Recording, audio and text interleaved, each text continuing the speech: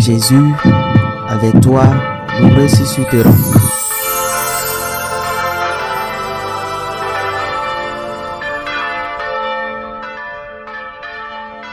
Le soir venu, les disciples de Jésus descendirent jusqu'à la mer.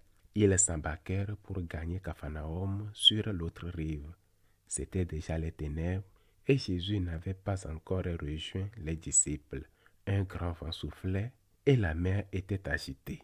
Les disciples avaient ramé sur une distance de 25 ou 30 stades, c'est-à-dire environ 5000 mètres. Lorsqu'ils virent Jésus qui marchait sur la mer et se rapprocha de la barque, alors ils furent saisis de peur. Mais il leur dit, « C'est moi, n'ayez plus peur. » Les disciples voulaient le prendre dans la barque. Aussitôt, la barque toucha terre là où il se descendait. Acclamons la parole de Dieu.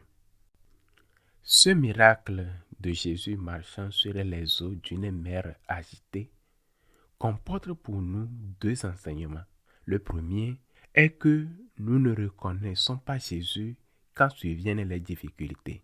Nous ne le reconnaissons pas dans la douleur, dans la maladie, dans les crises, dans nos nuits blanches, dans nos manques et de tels et de tels problèmes, dans les circonstances difficiles.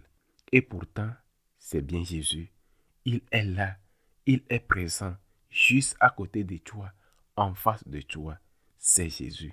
Imaginons un peu ceci, que Jésus se présente à nous avec une forme déguisée, alors que nous ne le connaissons pas sur cet aspect.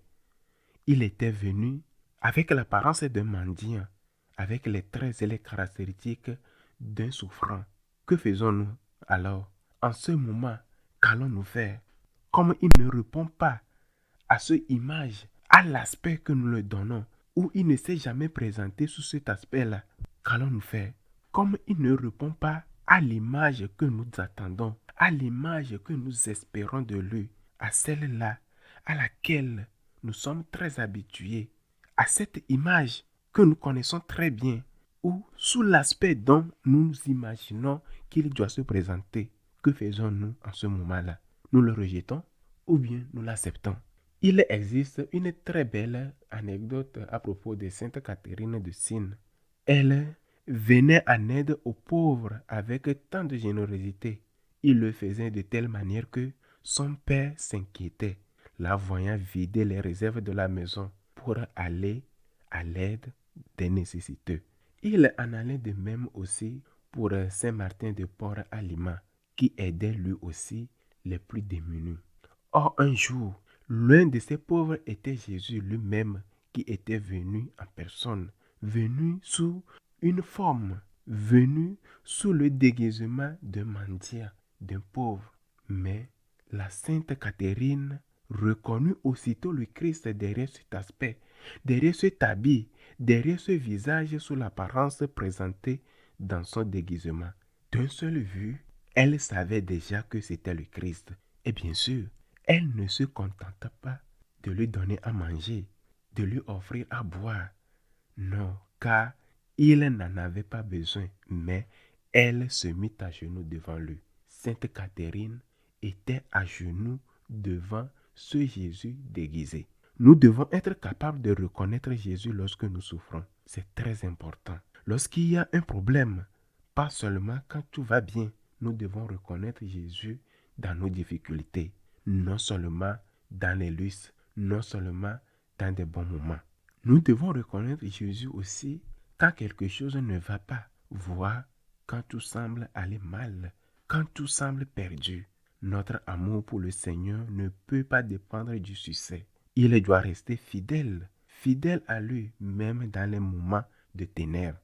Dans les bons moments, comme dans les mauvais moments, nous devons reconnaître Jésus et l'aimer tel qu'il est. Si nous ne faisons pas ça, si nous ne l'aimons pas dans les mauvais et les bons moments, alors nous sommes comme une girouette que le vent tourne dans tous les sens, comme un chef volant que les enfants laissent s'envoler et qu'une rafle emporte très loin. Nous serons comme les feuilles sèches tombées d'un arbre et dispersés à des mètres de distance loin de l'arbre. Jésus est présent aussi dans la souffrance et c'est là que nous devons le reconnaître en lui disant « Seigneur, c'est toi que je veux. Je ne veux pas seulement tes dons. Je ne veux pas seulement tes consolations. Oui, Seigneur, je désire tes dons et tes consolations. Mais c'est toi que j'aime. C'est toi que j'aime tant.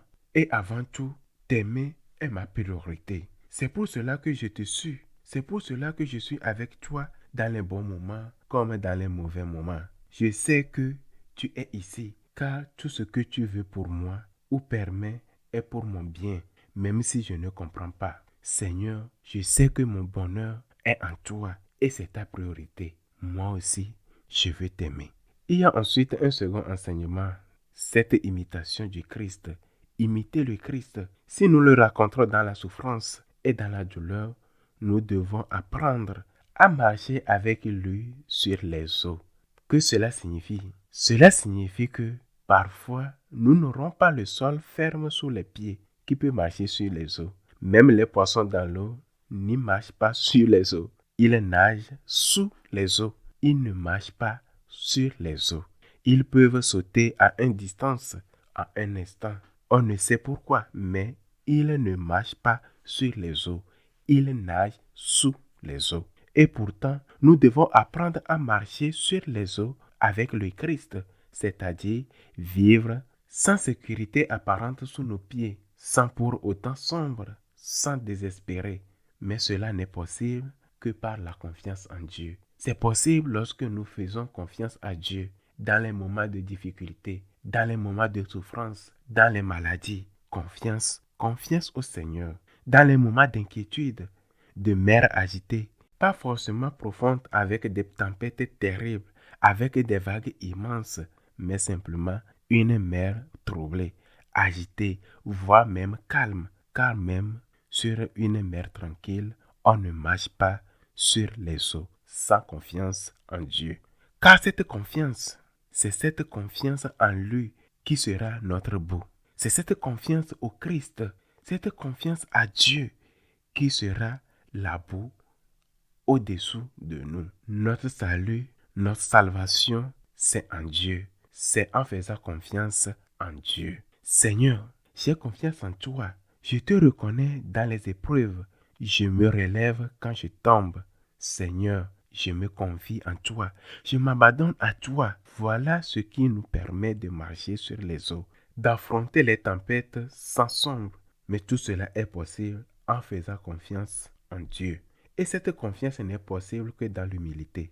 Seigneur, tu es Dieu et moi je ne le suis pas. Je ne comprends pas pourquoi tu permets cela, mais toi tu le sais. Alors moi qui ne comprends pas et qui ne suis pas Dieu, je m'abandonne à toi qui m'aimes et qui sait ce que tu fais et qui sait, qui permet que ceci ou cela m'arrive. Cette attitude de confiance fera que tu ne sobreras pas et que tu ne seras pas comme une girouette que le vent emporte, ni comme une feuille morte de l'automne. Demandons au Seigneur de ne jamais manquer de confiance en lui, dans les bons moments comme dans les mauvais moments. Qu'il soit ainsi.